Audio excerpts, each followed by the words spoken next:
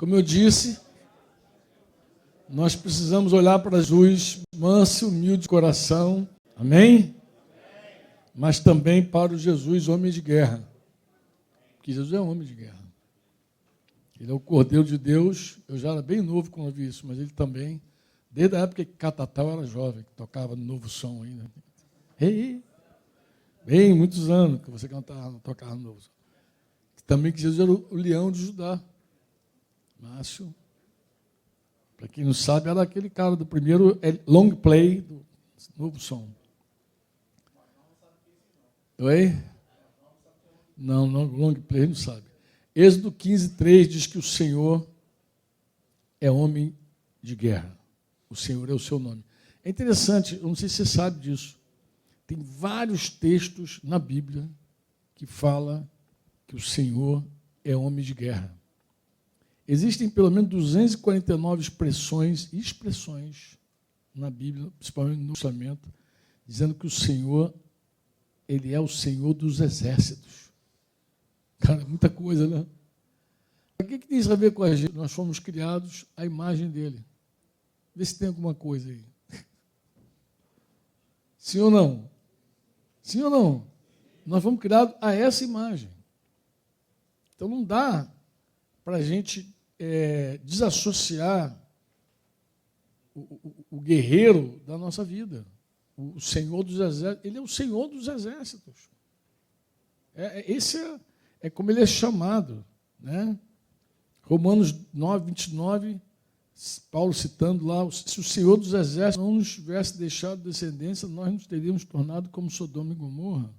Tiago 5:4, eis que o salário dos trabalhadores que fizeram a colheita nos campos de vocês e que foi retido com fraude, está clamando. E o clamor dos que fizeram a colheita chegou aos ouvidos do Senhor dos Exércitos. Isso é só o Novo Testamento, mas o Velho Testamento está recheado. O Senhor é o Senhor dos Exércitos. E o mundo que a gente está, amado, ele tirou essa essência de nós e esvaziou essa característica de guerreiro, inclusive. Tem muita gente passiva, muito homem passivo, muito previsível, cara, sabe? São menos ousados. Eles são acuados diante das batalhas. Principalmente, tu vê uma batalha, o cara fica acuado. Mas, meu irmão, cara, esse troço, rapaz, né? Fica medroso diante dos riscos, desafios. Eu falei dos rapazes que às vezes demonstram santidade, tu olha assim, às vezes é fraqueza, é medo, cara. Medo de avançar. Eu já vi homem com medo de casar, homem medo de ser pai, medo, paralisado ali, congelado, mas como assim, cara? Medo inexplicável, medo, se, meu irmão, bate para cima, meu amigo, vai, criatura. Os caras não quer risco. Ele não quer risco, ele quer segurança. Aí, como tudo é risco, casar é risco, tudo é um risco. Cara, Tilano cantou, casar é muito bom, você vai ver. É verdade, é bom, mas é um risco. Viver é um risco. Tudo tem risco, amado. E atender um chamado, Cidinho, é um grande risco. Atender um chamado mesmo para seguir Jesus é um grande risco. Nós vivemos um risco divino continuamente, mas a gente quer o que? A gente quer a falsa segurança, porque essa segurança ela não é real, ela é fake. Ela é fake. Não existe nessa terra estabilidade, não tem. É fake. Qualquer coisa desmorona, cai. Haja visto, se você visse agora, eu podia falar da pandemia, mas temos uma guerra rolando agora lá com a Rússia e a Ucrânia. Pode até pegar fogo no mundo, quem sabe. Mas está lá a guerra. Você imagina que fez 1 ano de guerra agora. Se há 2 anos alguém falasse, colocasse alguém no risco lá, não, muito arriscado. Agora tem uma guerra agora, meu. Agora está arriscado mesmo. Nossa. Quantos milhares já partiram nessa guerra? Jovens. Já partiram. E muitos homens teriam partido da Ucrânia também. Não partiram porque Fecharam a porta, não pode sair. Muitos homens teriam saído. Não saíram porque proibiram a saída. Mas a guerra se instaurou lá no meio deles. Amém? Eu creio que o mundo ele foi privando, foi tirando da gente essa imagem, foi dando para a gente uma outra a imagem mesmo, coisa deformada da gente. E quando você fala assim de ir, de partir, de avançar, né? Eu estava falando de medo que o cara às vezes tem de casar, medo de assumir a responsabilidade, medo assim de avançar mesmo. Isso parece que tem. Isso a gente vê refletido na igreja também, porque quando a gente desafia o cara para cuidar de gente, ele tem medo. Meu irmão, a gente precisa de discípulos que façam discípulo, cara amarela. Que dá aquela amarelada, porque isso. Não, mas isso é responsável. A responsabilidade é muita. Olha que cara de pau que a gente é, mano. Diga comigo, responsabilidade. Diga responsabilidade. Agora diz assim, autoridade. Diz responsabilidade. Autoridade. Você sabe que uma coisa não existe sem a outra, né? A autoridade está com quem responde. A palavra responsabilidade, responsável, responsabilidade vem do verbo responder. É quem responde, é o responsável, logo é a pessoa com autoridade ali. Nós queremos autoridade, mas não queremos responsabilidade. A gente quer autoridade. Se tu oferecer cargo de autoridade, o cara quer. Quem quer autoridade? Eu quero. Mas não quer ter responsabilidade. Só que não é possível. O nível de responsabilidade que você assume é interessante. Muita gente se torna autoridade no meio de uma comunidade de discípulos. Mas o cara, às vezes, nem estava buscando autoridade. Ele só foi aceitando a responsabilidade que foi dando para ele. Cada responsa que dava, ele aceitava. Não, vai ver isso, cuida daquilo, estou te enviando para lá. Ele vai aceitando.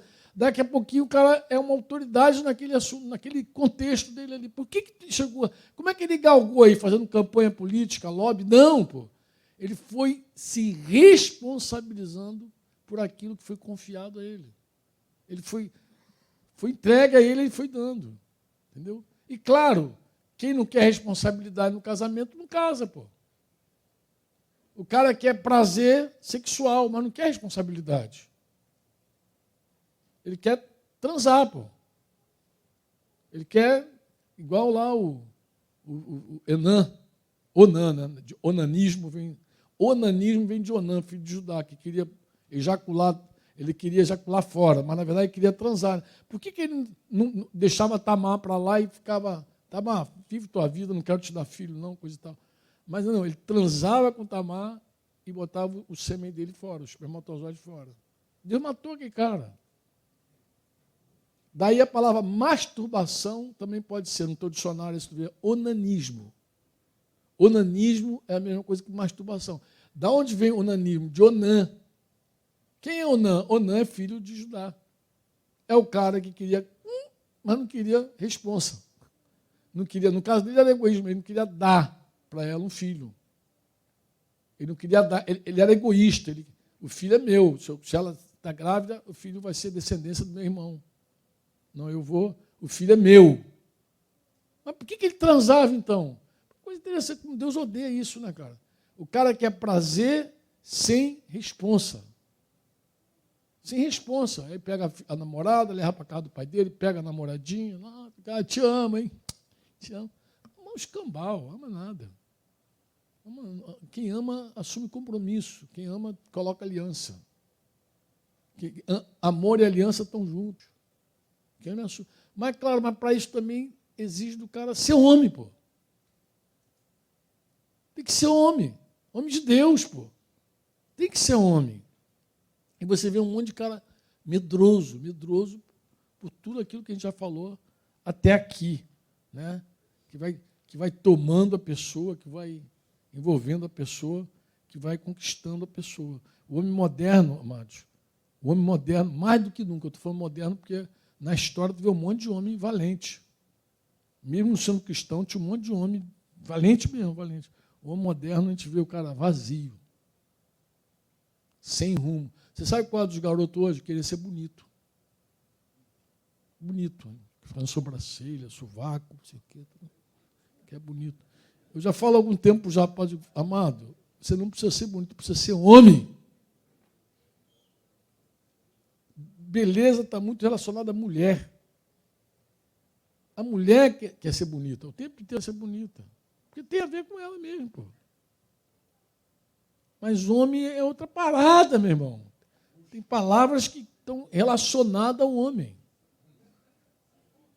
Tu pega a Bíblia, tu lê 2 homens bonitos, sei lá, 3 bonitos. A Bíblia está repleta de mulheres belas. Bela, era bonita, era hermosa, era bonita, formosa, tudo. Mas vai para homem. Homem tem uns 3. Ó. Mas, pô, cara, o sujeito tem que ser homem. Tu vê, quer ver uma coisa que me dói hoje? Homem sentimentalista. Já viu homem sentimentalista? Cara, dá até dó. De vez em quando eu vejo os caras sentimentais assim, ferido, estou ferido. Não, a gente tem que dizer assim, amado. Uma vez eu falei para o irmão, eu falei, amado, deixa eu falar uma coisa contigo, com todo amor, com todo respeito que tem por você. Não vou nem contar a história. Não vou nem contar a história do cidadão, não. Não, vou contar, não. Vou contar. Não, que isso, fiquei curioso. Mas eu falei assim para ele. Falei, amado, por favor. Não, a tristeza é que o cara já tinha mais de 30. Mais de 30. E ela para casa ficava chorando por causa da mulher que nem era dele. E ficava, qualquer coisinha ficava. E eu fui aguentando, amado. Rapaz, teve um dia que eu falei, não é possível, cara. Tive que dar uma ordem unida nele, cara. De verdade. Eu falei, cara, deu um sacode. Eu falei, olha para mim, rapaz. Você é homem, cara. Você é um homem. Vai pensar, você é homem. Qual mulher vai querer um cara desse, rapaz? Você é homem, para com isso. Ia para chorar, chorava. Pô, não tem problema o homem chorar. O homem chora, Jesus chorou. Você chora com os que choram, diz a Bíblia. Chora pela dor do outro. Chora compadecido, pô. Agora, ela não quer nada comigo. Ela me deixou. Ela, pô, cara. Misericórdia. Eu sei que vão tirar foto, vão me esculachar depois, eu sei. Tem várias minhas aí rolando, eu sei disso. Mas eu estou livre já também desse negócio. Sair feio, sair bonito, estou livre desse troço. Amados, sinceramente, amados, é um negócio, é uma geração muito pancada, sentimentalista, vazia, sem direção. Eu me atrevo a dizer o seguinte, que as próprias empresas desse mundo desejam, nos seus quadros, homens assim, previsíveis, formatados, sem grandes desejos e sem desafio. Não desafia, não, que é aquele cara quadradinho. As próprias empresas. E você vê também que é uma coisa engraçada, que a gente vive num mundo muito doido, né? Também. Alguns anos, o cara que melhor se colocava no mercado era o cara que mais estudava, se formava, graduado, ia para Harvard, voltava. Hoje não. Hoje, às vezes, o cara aprende a fazer uns vídeos na internet e ganha dinheiro. Aí o mundo está pirado. Parece que o negócio quem quer trabalhar, corre atrás, mas quem quer trabalhar, isso tem que ser homem, cara. Porque os caras querem segurança, o pessoal quer. Olha, por exemplo, as concorrências, não sei se é a palavra certa, mas olha o número de pessoas que prestam concurso público para ser estáveis. Olha, tu vê lá, olha por ano. Faz uma pesquisa aí. Esse ano, quantas pessoas fizeram concurso para serem funcionários públicos? Vai para Brasília. Não tem nenhum brasiliense aí, não, né? Eu estava falando, só você. E tem um irmão que chegou de Brasília agora. Brasília, eu estava até falando para esse irmão que veio de Brasília. Eu falei, irmão, Brasília, ele estava falando lá que os irmãos têm falado contra a primícia, que o pessoal está falando. Eu falei, querido, lá é uma terra materialista. É um povo que corre atrás de dinheiro. O pessoal quer serviço público, quer estabilidade, quer dinheiro. Pô. É muito natural que isso caia bem lá, que essa doutrina caia bem lá, porque o pessoal já gosta do negócio, entendeu? Acha que é estável, acha que é seguro, acha que é, e sai fazendo concurso. Agora, porque isso dá aquela sensação de segurança na pessoa. Mas, às vezes, o cara arriscar ser patrão, todo mundo quer ser patrão, mas não quer ter a responsabilidade de ser patrão.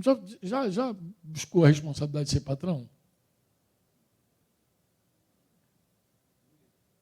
Você é patrão, pô. Se o negócio quebrar, você é o primeiro a se ferrar. Tem patrão honesto, claro, que o cara, às vezes, paga todo mundo e fica duro. Esse dia sabe o que é isso, assim.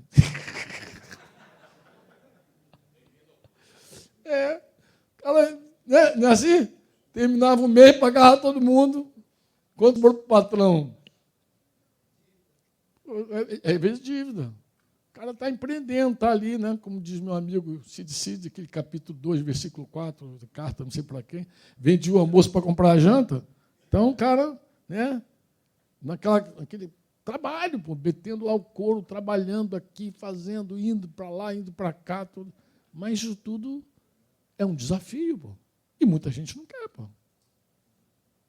Porque, pô, desafio, alguns homens não querem. Mas hoje tem uma luta muito grande, porque o cara está vendo que o mundo está com outro formato. Antigamente, nos Estados Unidos, o cara terminava a faculdade e já tinha emprego. Hoje, nos Estados Unidos, já não é assim. Já não tem aquelas facilidades todas. Terminou a faculdade, toma, não está mais assim. Pô. O negócio mudou, o mundo mudou. O mundo mudou, as ondas são outras, mas as gerações estão cada vez mais frágeis, porque não sabe. Amados, o mundo viver naufragando é uma coisa compreensível.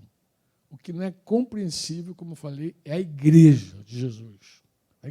Eu falei aqui ainda há pouco, o mundo não temer a Deus é compreensível. Mas a igreja de Jesus não ter temor do Senhor é uma loucura. Agora, no intervalo, um amado me procurou e falou assim, pô, Franco, parece até que a gente conversou. Estava com o meu grupo lá falando sobre a falta de temor no meio da igreja. E ele narrou uma história que ele fez contato com um amigo, que desde a época de denominação cresceu com ele, coisa e tal, e ele conversando com um amigo. E aí, como é que estão as coisas e tal? O cara estava passando um perrengue muito grande familiar, porque ele disse que há 8 anos ele foi para um encontro, casados para sempre. Foi para um encontro com a esposinha dele, casados para sempre. Estava com crise no casamento, foi. E o pastor que ministrou o encontro, levou a mulher dele. É claro, levou a mulher do cara. Então, o cara perdeu a mulher dele para o cara que estava ministrando o encontro, casados para sempre. Não, é verdade, se não fosse trágico, seria até cômico, porque imagina um negócio desse, cara. Aí ele estava falando que, quando ele ouviu isso, doeu nele, isso chocou ele, ele ficou chocado. Porque ele falou assim, meu Deus, cara, o cara estava falando, pô, há 8 anos que eu estou esperando Deus restaurar, eu não creio em segundo casamento, eu quero minha mulher de volta e tal. Há 8 anos que ele está esperando o pastor largar a mulher dele lá, pô. Aí ele falou assim, falta de temor de Deus, tanto do pastor quanto da menina lá, que saiu com o pastor e ficou. Mas, assim, é uma loucura quando o assunto é a igreja. E é uma loucura também toda vez que a gente diz assim, isso não corresponde ao nosso caráter. Isso não bate com o leão que está dentro da gente. Algo está errado, pô. Há um leão dentro da gente. Amém ou não? O Espírito do Senhor está sobre nós, está em nós, habita em nós. Sim ou não, amados? É o mesmo Espírito do Senhor dos Exércitos, pô. Está em nós, pô. Aí tem coisa que não cabe para a gente. Eu entendo o cara do mundo tá fragilizado, formatado, vazio, querendo ficar bonito, sentimental. Está lá. Eu entendo, pô. Entendo isso na igreja, amado. Na igreja, você olha assim, cara, algo está muito errado no meio da igreja. Se perdeu coisa aí.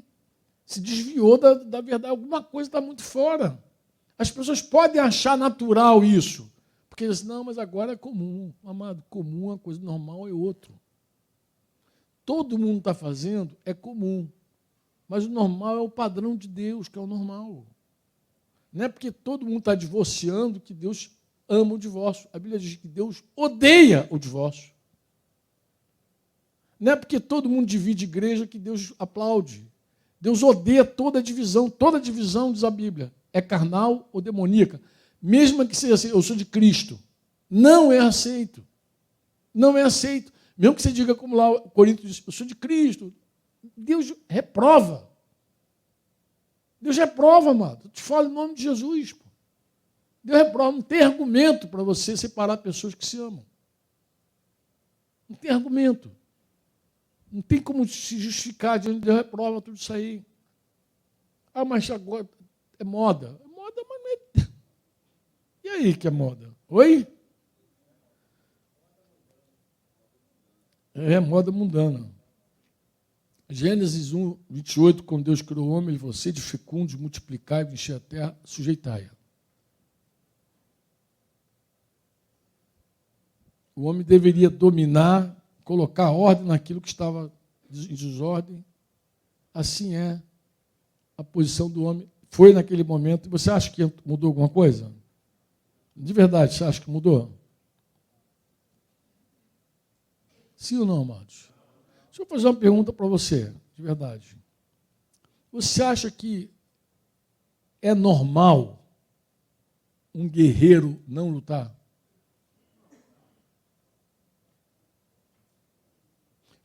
Lembra do encontro que eu falei de homens lá em Camaquã? Aí fui cortar cabelo lá. Um ano eu fui cortar cabelo. Cheguei lá, aí tinha uma guitarra bonitona assim, decorando a barbearia. Eu sentei lá, o cara começou a cortar meu cabelo. Estava eu e Flecha. Aí, Flecha estava encarregado da música, acho que estava com Rafinha, e eu com mais outro irmão, com Dinho, alguém. Sempre em 4 para lá. Estou cortando o cabelo. E eu falei, cara, que guitarra bonita. Ele, então, cara, o barbeiro começou a falar da guitarra dele. Eu falei, cara, é uma guitarra linda. Cara, e deixou até o ambiente bonito. Mas eu queria te falar uma coisa. Ele, pode falar, papai. O lugar dela não é ali, não. Ué, não é ali, não? Como dizendo, será que tem um lugar melhor para ela ficar? Eu falei, uma guitarra, ela existe para ser tocada. Para tirar música. Uma guitarra ali, amado, ela está fora do propósito dela. E assim é a vida de muitos homens. Aí entrei com ele. No ano seguinte, no encontro dos homens, quem está lá no meio da galera? O barbeiro. E quem estava tocando a guitarra dele? Rafinha. Ele falou, está vendo aquela guitarra? É a minha guitarra que está lá. Rafinha tocando a guitarra dele. Eu falei, amado, nós precisamos exatamente nos encaixarmos com o propósito que Deus nos deu. Ele nos desenhou. Quantos dizem amém? Não tem sentido a gente ficar...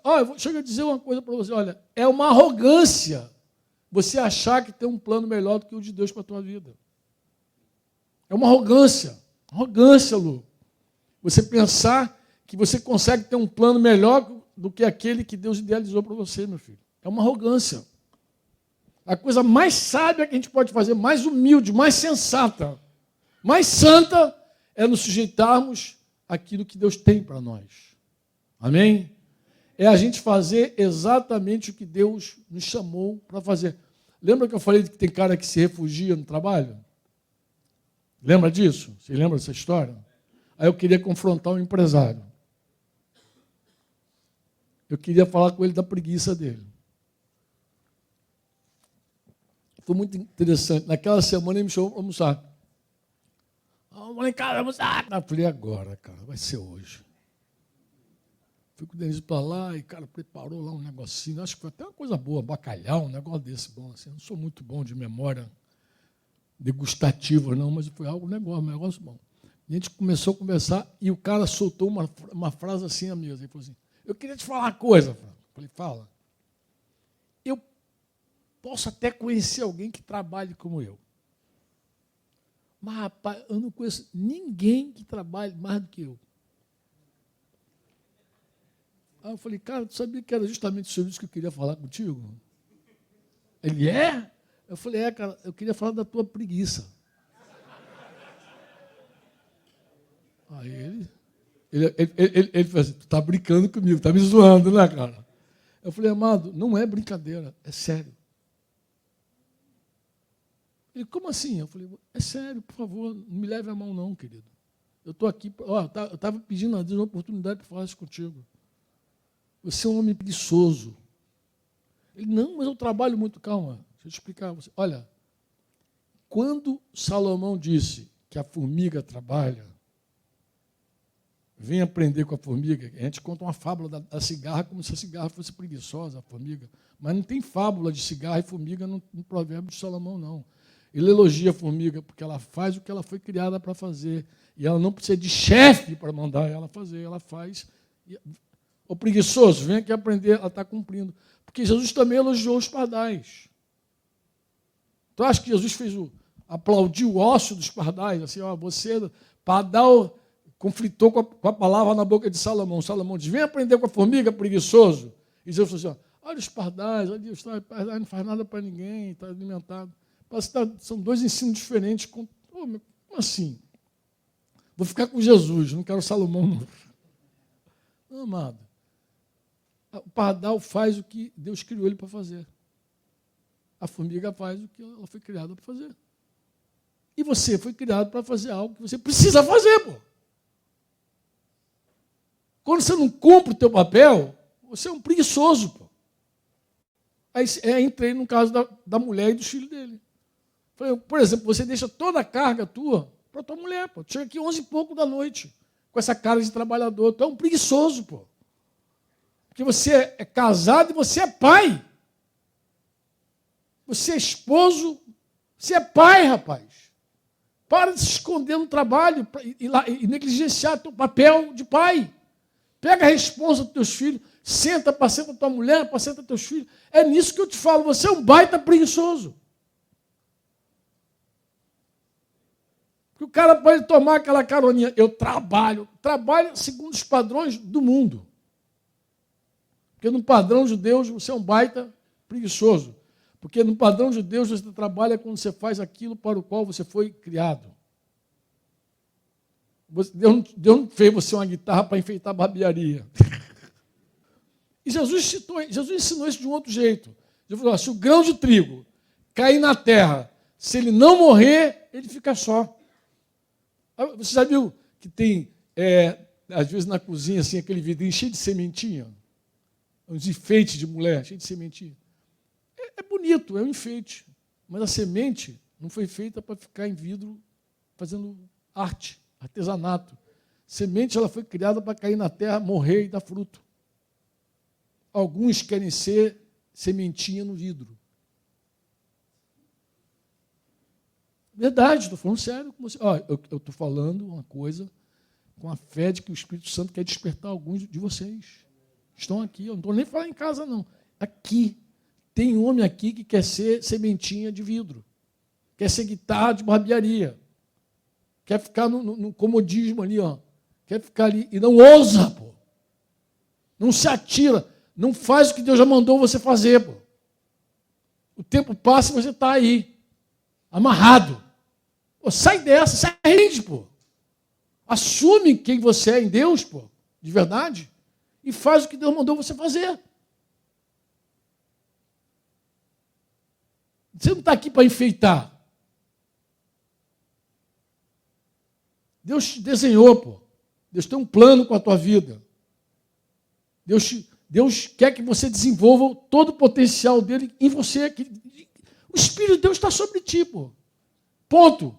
Se o grão de trigo cair na terra, morrer, o que acontece com ele? A vida que está nele sai. E dá fruto, e dá muito fruto, pô. Mas esse risco de cair na terra, esse risco divino de ser apertado pela terra, esse risco de ser comprimido pela terra, o negócio em si, amado, misericórdia. Misericórdia. Não existe uma segurança real fora de Jesus, fora da vontade de Deus. O melhor lugar para estar é no centro da vontade de Deus e ponto. Ali Deus te guarda, ali Deus é contigo. Ali Deus falando, pô, eu estou com você, pô. Não tenha medo. Luta. Não é coerente um guerreiro que não luta. Um guerreiro que não luta é uma guitarra enfeitando salão de barbearia.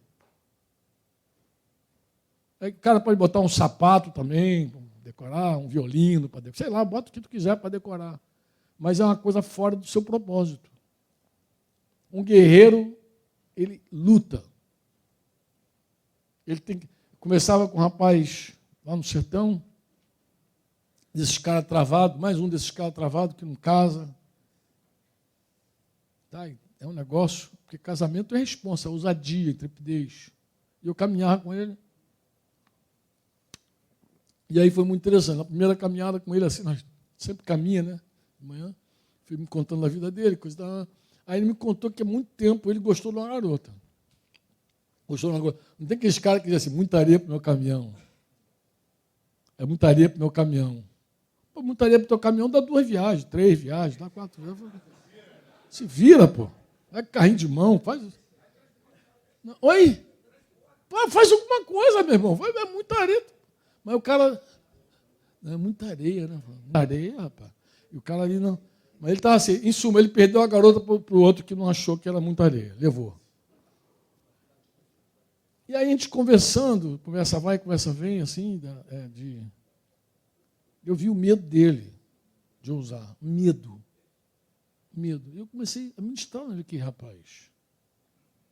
E comecei a mostrar para ele que o desenho dele era ser um guerreiro. E um guerreiro é um pastor, o guerreiro e pastor é a mesma coisa. Então. Aí começou a não entrar nele, assim, sabe? Ele começou a crer, cara. E aconteceu algo muito interessante. Esse irmão trabalha com filmagem e eu tinha dado uma missão para ele.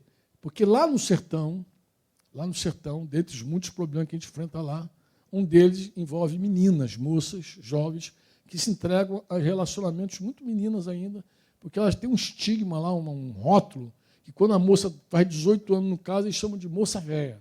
Então as meninas não querem ser moça velha, elas querem se entregar a qualquer relacionamento aos 12, aos 13, aos 15, lá nessa cidade, especialmente, a gente está ali, daquele jeito. E a gente queria fazer uns vídeos com algumas moças que estavam conosco na base, e essa moça ia contar um pouco do testemunho delas, e no final ela dizia assim, eu não sou moça velha, eu sou discípula de Jesus, estou esperando em Deus, coisa e tal. Então, esse irmão tinha a responsabilidade de pegar esses vídeos e ir falando. E no final a frase era essa, eu não sou moça velha, eu estou aqui... E aí ele foi filmando, até que uma menina começou a contar os dramas dela, contando um testemunho, e no final ela disse assim, eu não sou moça velha, eu estou aguardando em Deus, coisa e tal, pá. Ele disse que quando viu o vídeo, ele fazendo, ele falou assim, e ela falava da necessidade que ela tinha de um pastor na vida dela. Quando ela terminou, ele falou assim, só cantou igual Roberto Carlos, esse cara sou eu. Mandou assim. Na hora, meu irmão, ele teve aquela convicção de que ele era o cara que iria pastorear aquela moça. Olha, e foi tomado por uma convicção divina tão grande, não, se encheu, que eu falei isso com ele assim, depois ele voltava, ele ia para a minha cidade, que é a minha, Curitiba, a moça também era de Curitiba. Eles conversando um monte de coisa, eu falei assim, ele, você vai conversar com essa moça. E se ela disser para você não? O que você vai dizer? Eu vou mandar ela orar, porque ela está surda. Sou eu. Falei, entrou. É isso aí mesmo. É isso aí. É isso aí. Eu falei, é isso aí, cara. Ó, você está convicto. O cara se encheu. O Espírito do Senhor está sobre ti, pô. E o cara não tinha grandes planos, nada, não tinha grande recurso, nada. Eu falei, cara, tem que ir casar e acabou. E está casado, graças a Deus, hoje é É uma benção. Tá? Mas venceu, olha, esse cara casou com essa menina, ficou noivo um período, depois ela quis dar uma valorizada e tirou a aliança dele. Falou, não, vou te esperar mais um pouquinho, porque você não está madura para mim, não. Tirou, deu uma lição na menina, enquadrou ela bonitinha, depois ela se quebrantou, chorou. Agora sim, está na hora de casar, vamos embora. Casou, sim. Virou nele. Parou de ficar decorando barbearia. Desculpa usar essa figura, mas é a melhor que eu tenho no momento. Entendeu? Virou, né, Carol? O barbeiro é que está. Parou de ficar decorando. Porque você não é objeto de decoração, você é um guerreiro. Você é um guerreiro, pô. E todo guerreiro é um pastor. Todo guerreiro é um pastor. Você diz amém ou não? Amém. Ah, mas estou de férias. Amados, olha só, um homem de Deus, quando Deus quer dar descanso para ele, Deus dá. Deus dá. Pega a tua Bíblia lá em Marcos 6,31, que tu vai ver Jesus dizendo, chamando os discípulos para repousar, embora esse dia acabou não repousando, mas a intenção era boa. Deu mais trabalho, mas venham repousar um pouco à parte num lugar deserto. Isso porque eles não tinham tempo nem para comer, visto serem muitos os que iam e vinham. O que esses homens tinham de garantia? Andando com um homem da Galileia, um filho de carpinteiro aí pregando umas coisas estranhas. O que esses caras tinham de garantia, meu irmão? Gente com família. Pedro era casado, tinha sogra. O que esses caras tinham, pô? E o Senhor cuidava de todos os detalhes, até do descanso. Nós não tiramos férias da nossa identidade. Amém? Olha, um homem de verdade ele descansa mais por causa da família dele do que por causa dele. Ele olha, a esposa está precisando de mim, meus filhos estão precisando de mim, e dá atenção para eles. Porque ir tirar férias também, ficar lá olhando a lua e deixar a tua mulher largada, é a pior férias da tua vida. Férias é quando você foca realmente, eu vou estar com você, vou estar com minha filha, vou estar contigo. Isso é de verdade atendendo a pessoa, sempre olhando para fora. Você diz amém ou não? Você lembra que aquelas férias que Davi tirou não foram boas férias? Você diz amém ou não? Lá 2 Samuel 21, ali, de ciclo 15 a 7, deixa claro que não era tempo de guerra e Davi ficou lá tirando férias. Né? Bem, você conhece essas batalhas todas. Nós temos muitos enfrentamentos, irmãos. Nós temos 3 grandes inimigos. O diabo, o mundo, a carne. Eu sei que a igreja, quando é para combater o diabo, ela faz festa, ela pula. Né? O nosso general é Cristo. Vem, diabo, vem. Chama o diabo para a briga. Né? Quando eu era mais jovem, tinha muita música de batalha. Quem és tu, Golias? Quem és tu? Os irmãos só faltava voar no pescoço de Golias, cara. É um negócio. Lembra disso aí, Zé? Golias não vem contra nós. Cara, falou do diabo, meu irmão, os caras puxam espada, briga, manda. Quando fala mundo, já é mais compassivo, assim. Fala carne. Fala assim, irmão, enfrenta a tua carne com a mesma firmeza que você tem contra o diabo. Os caras nem querem. Nem se animam. Só que a carne, irmão, quando eu falo carne, não estou me referindo apenas à questão das lascivas, das impurezas. Parece que quando fala carne, o cara só pensa nisso. Eu não estou falando isso não, mano. Eu estou falando da carne em todos os sentidos. Todo aquele orgulho dela é camuflado. Que alimenta teu medo, tua covardia, que alimenta a tua vontade de ficar pendurado, se exibindo, entendeu? Alimenta tudo isso em você. A carne é que faz isso. A mesma firmeza que a gente tem que ter com o diabo, tem que ter com a carne. Dizendo não para mim, sim para Deus. Amém? Não para mim, sim para Deus. Não para mim, sim para Deus. E se andar em fé. Sentimento não é fé. Não estou sentindo. É um negócio, uma insegurança. Amado, isso não é fé. Fé é certeza. Fé, Romanos 10 diz, você crê com o coração e confessa com a boca. Você crê com o coração. Não tem nada a ver com o sentimento. Você crê, é uma certeza que você tem dentro de você, pô. Como o irmão teve a certeza que aquela mulher era dele. Essa vai ser meu presente. Assumiu com certeza, pô. E fé é certeza. Eu tenho essa certeza. Então, vai, meu filho. Em nome de Jesus, vai. E o cara vai na certeza, na convicção que ele tem, pô. E fé cresce. Nós precisamos crescer. Diz amém ou não? Ó, você, nós crescemos em fé, convicção, crescemos em conhecimento, porque a gente só confia em Deus quando a gente cresce em conhecimento, a gente cresce em caráter, cresce em competência, cresce em capacidade. Existem abrangências da nossa vida que a gente tem que crescer. Ah, mas cresce em capacidade? Cresce. Você fala em línguas? Ah, fala. Ora para profetizar, para interpretar a língua. Porque até os dons você pode pedir mais a Deus. Deus quer que você pense mais, pô. Deus quer que você ouse mais, pô. Cuida de um, quero dois, pô. Cuida de três, quero quatro, meu. Eu quero mais, pô. Eu quero mais, quero servir mais, dar mais, eu quero mais, pô.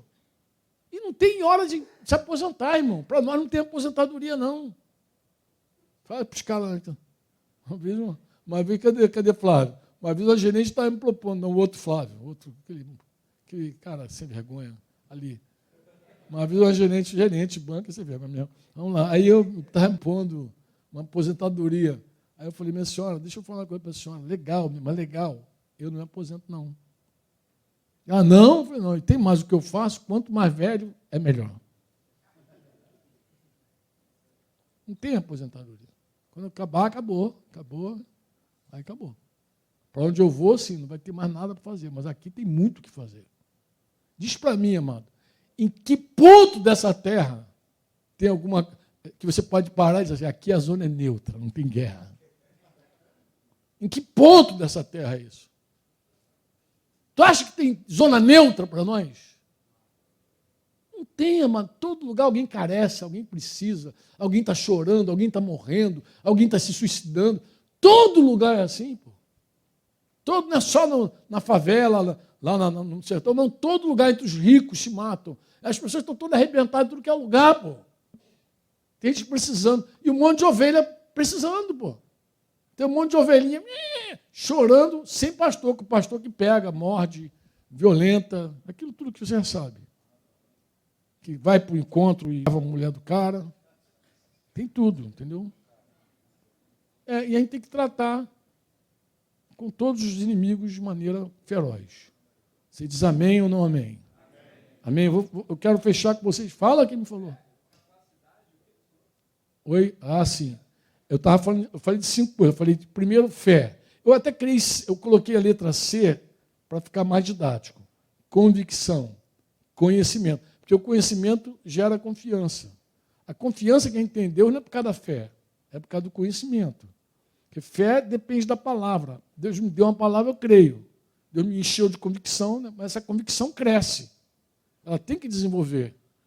E também o conhecimento, né? Porque a vida eterna é conhecer.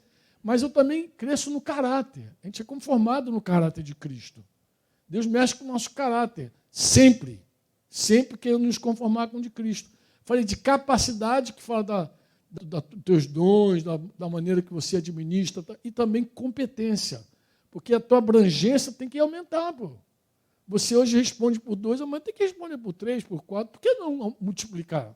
É crescer, multiplicar, sujeitar, é isso aí, isso é a ordem, nunca mudou. Né? E isso também é para quem tem disposição, ousadia total. Você diz amém ou não amém? Eu vou falar para vocês rapidinho para terminar aqui o seguinte: quando a gente não enfrenta, não assume o risco divino, acho que esse é o tom do nosso encontro. Eu acho que o ponto mais crítico do nosso encontro aqui é falar sobre o medo, essas coisas que estão amarrando um monte de gente. Né? Existem muitas formas desse medo se manifestar em nós. Não sei se vocês sabem disso. E o medo é diferente da ansiedade. A ansiedade te joga, te precipita, mas o medo te trava. O medo te trava. O medo te dá uma agarrada. Aí você não vai. Você, como a história do irmãozinho lá que eu estava falando. Eu vi que ele tinha medo. Não era uma santidade, era um medo. Eu falei, você está com medo, cara. O teu medo está te travando, você não está avançando nesse relacionamento. Mas existe, o medo ele é maquiado também. Entendeu? Ele é muito maquiado. E eu creio, assim, de coração, que muitos homens não lutam porque estão travados pelo medo. Estão travados mesmo. Né? E o que é o medo, Franco? Em geral, o medo nem é fruto. Ele não é algo, ele não se baseia em coisa real. Não sei se você sabe disso. Medo, por incrível que pareça, tem gente que tem medo, mas tem medo de situações hipotéticas. Vocês concordam comigo ou não?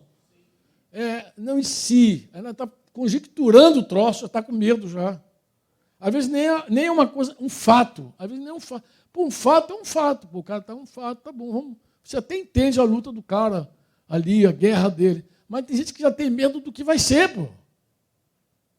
O casamento é uma dessas coisas. Pô. O cara nem casou ainda, já está com medo. Pô. O filho nem nasceu, ele já está com medo. Quantos me entendem? Me entendem ou não? E o que esse medo faz conosco? Ele nos leva a nos refugiar mesmo, porque a gente quer se refugiar, em pseudas segurança, assim, fortalezas. Inclusive a Bíblia chama lá 2 Coríntios, acho que Paulo chamou esse refúgio de 2 Coríntios 10, 4. Vai chamar esse refúgio de fortalezas. Eu descobri que, inclusive conversei com esse irmão, que eu fui estudar esse assunto, eu descobri que fortaleza, literalmente, aquelas fortalezas que prendem o camarada, são aqueles refúgios. O cara busca, no primeiro momento, como refúgio, e aquilo vira uma cadeia para ele. Aquele negócio, parece que esses filmes de terror, está chovendo, relâmpago, o cara entra na mansão mal assombrada e de lá não sai, entendeu? O negócio é mais ou menos assim, tu está querendo fugir de um troço e entra num negócio pior, né? Reze para... Como é que não tinha um filme que dizia assim? Pague para entrar, reze para sair. No primeiro momento você se refugia naquilo. É um comprimido, não é uma droga, daqui a pouco está escravo daquele troço. Não consegue sair mais. Entendeu? Mas é um refúgio. Refugiou no primeiro momento, depois virou uma fortaleza. E nós precisamos sair dessa fortaleza. Quantos dizem amém? Amém ou não? E o que acontece quando alguém está nessa fortaleza? Usa máscara. Eu vou citar aqui algumas máscaras. Eu quero terminar mesmo. Me ajuda a terminar aqui, que é coisa para os paletó aqui. Joga uma banana, uma maçã em mim. Bem, a máscara da falsa alegria. Você já ouviu falar da máscara da falsa alegria?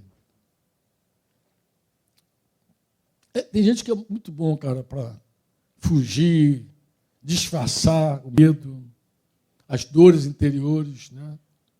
E como é que essa pessoa faz? É a expressão da alegria. Está rindo o tempo inteiro, mas por dentro está cheio de medo. É um bom fleumático. Está ali rindo, está fazendo piada de tudo, mas dentro está morrendo, está se borrando de medo. Se borrando de medo. Mas para tudo rir. É uma maneira de disfarçar. Disfarçar o medo.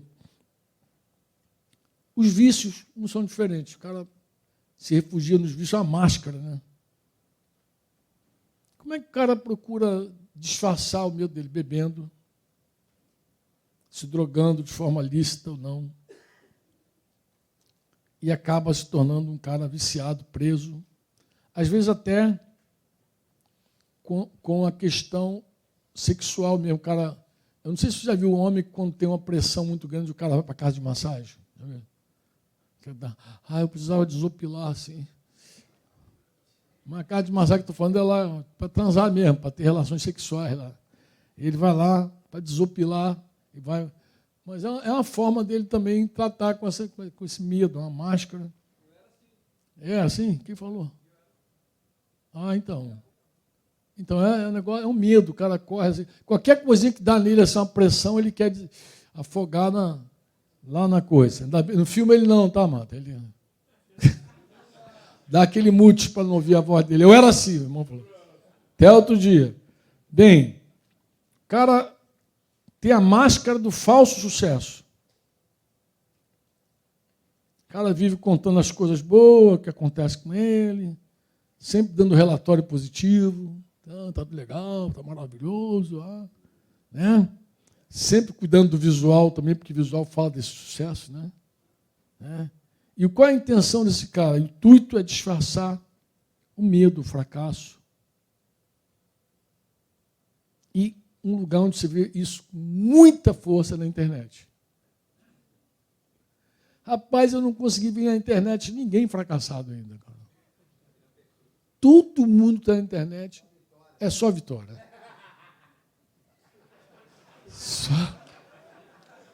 É só vitória, cara. Ninguém conta derrota. Não, para dizer que não tem derrota, tem um cara que fez um perfil chamado... como é que é o nome do coach de sucesso? É o coach de fracasso. Já viu o coach de fracasso? Cara, eu morro de rir, cara. Eu vi isso aí só porque o CZD me apresentou uma vez. O CZD é uma figura, né? Me mandou, mas, cara, aí está lá o coach de fracasso. Então, tudo que é frase de efeito de sucesso dos coaches, o cara inverte, cara, mas sai uns troços muito engraçados, cara. Coach, estou falando propaganda, mexão para o cara aqui, do coach de fracasso. Mas, em geral, a internet só tem sucesso, só tem alegria, né? É a máscara, só vitória. Só vitória. Aí, mas por trás disso aí tem um medo, principalmente do fracasso.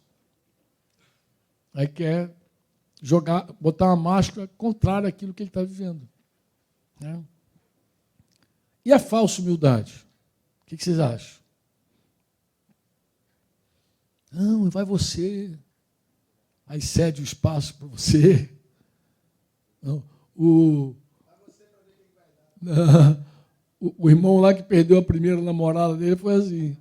Quando o outro irmãozinho falou que tinha interesse, não, vai você, vai você.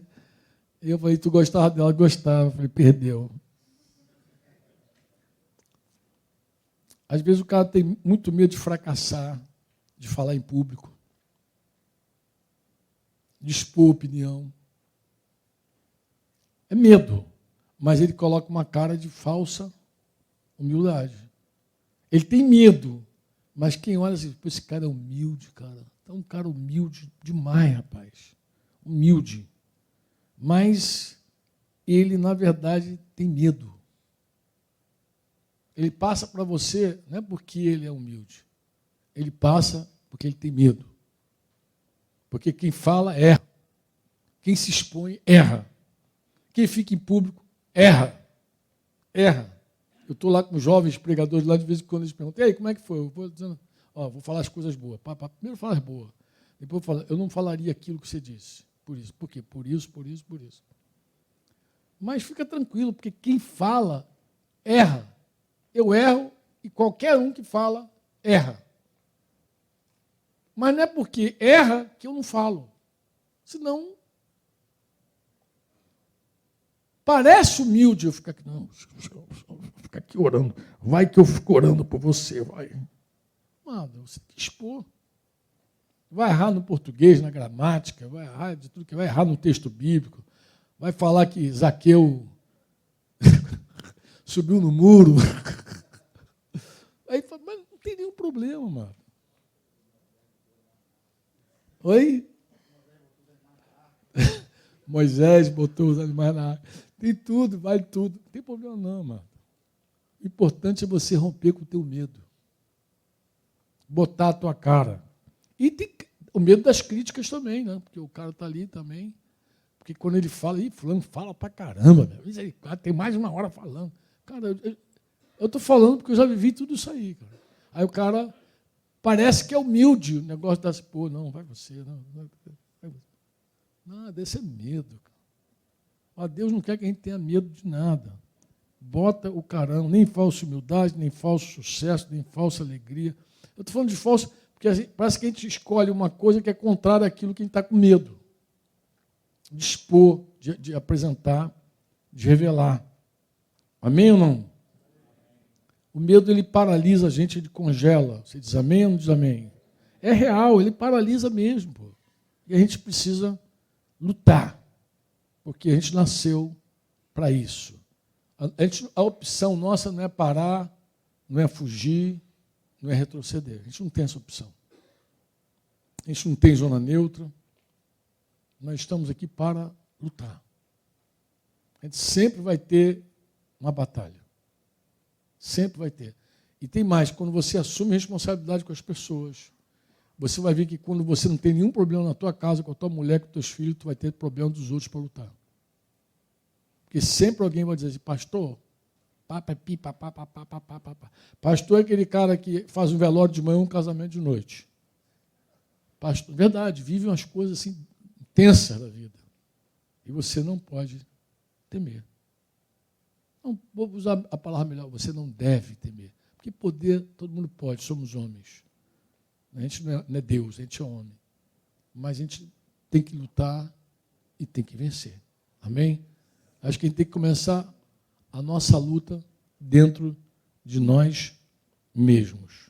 Você pode dizer amém ou não amém? Começa assim. Eu citei aqui vários textos para vocês de que o medo se sustenta naquela mentira de que Deus não está conosco, mas a grande verdade é de que Deus realmente já declarou mais uma vez que Ele está conosco. E Ele também declarou que nada, absolutamente nada, irá nos faltar. Vocês dizem amém ou não? De que ter medo, então? Se o Senhor dos Exércitos está em você e contigo. O que você vai temer?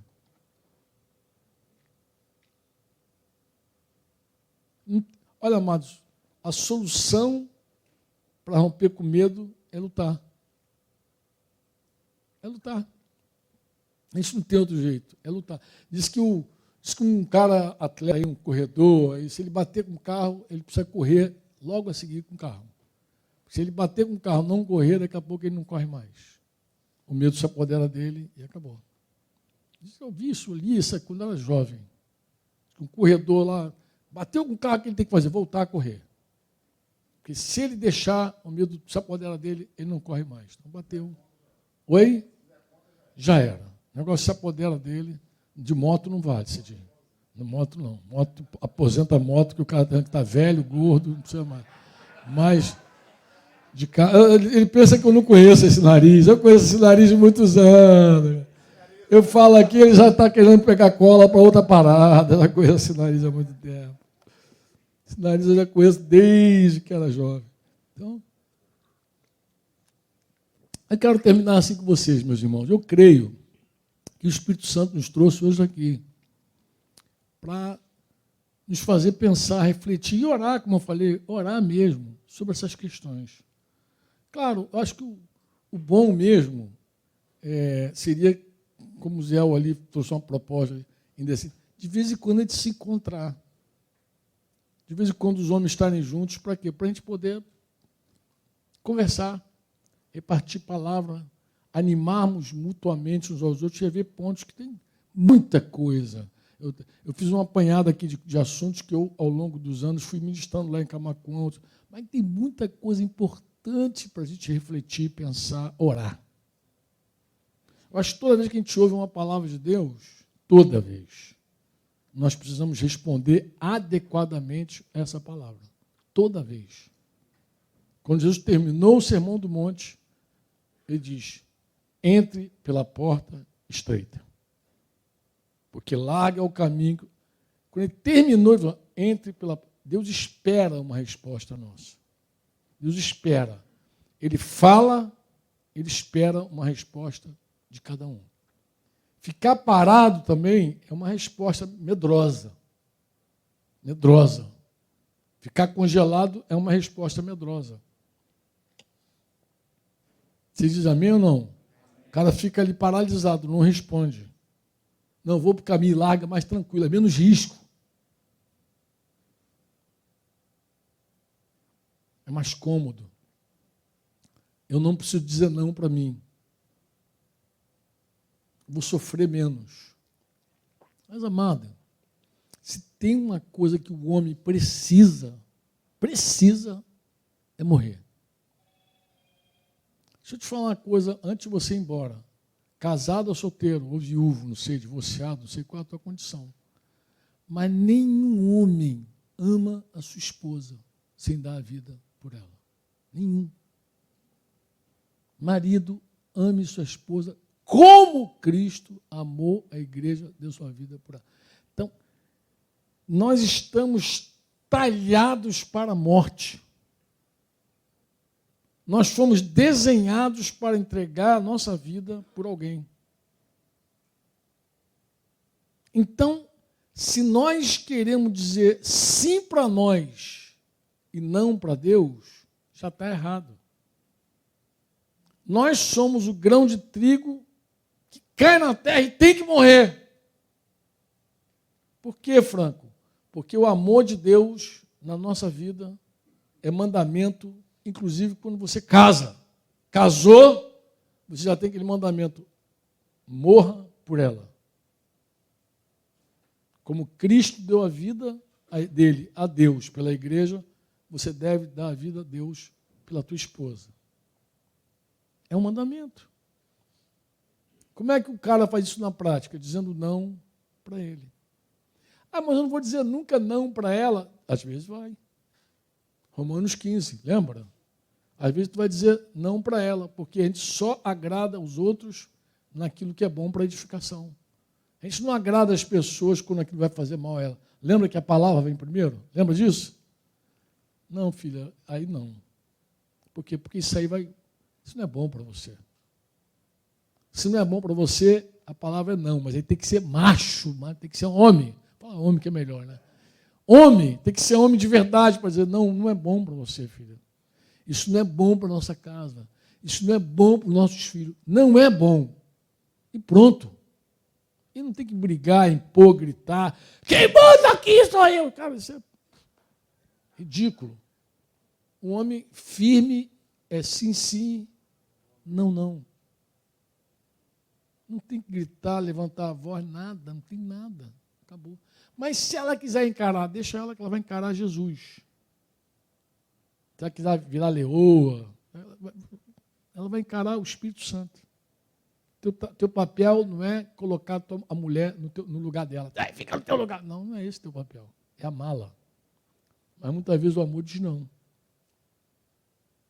Diz não e pronto, filho, agora não. Isso não é bom. Desse jeitinho, pode falar com carinho, mas você dá a vida por ela. Você diz amém ou não? Dá a vida por ela. Um guerreiro, ele foi cunhado para morrer. Por isso que morte e guerra tem tudo a ver, né? Faz parte. Faz parte de um guerreiro morrer. É melhor morrer, inclusive, lutando. O que vocês acham? É melhor morrer lutando ou fugindo? Aposentado. Essa oração eu fiz há alguns anos. Eu falei assim, Senhor, estava passando um drama, uma angústia. Quando nasceu aquele livro Aquietai-vos. E eu falei assim, Senhor, quando tu me levar, eu não quero morrer fugindo. Eu quero morrer no campo de batalha, lutando. Então não deixa eu me refugiar no meu egoísmo, nas minhas próprias necessidades, não deixa eu olhar para dentro, não deixa eu me acovardar, porque tudo é Deus que ouve as nossas orações. Vocês dizem amém ou não? Isso tem exatamente 21 anos, que eu achei que ia morrer em 2002. Mas eu não queria morrer covardemente. Eu não queria morrer fugindo, pensando em mim, me preservando, não, dificuldade. Não, eu falei, Senhor, eu quero morrer como tu me chamaste, lutando. Lutando. Quando Jesus não tinha mais nada para dar, deu a vida. Jesus até a última hora pastoreou João, pastoreou Maria, pregou, deu certeza de salvação ali para o ladrão que estava do lado dele, e intercedeu pelos algozes dele.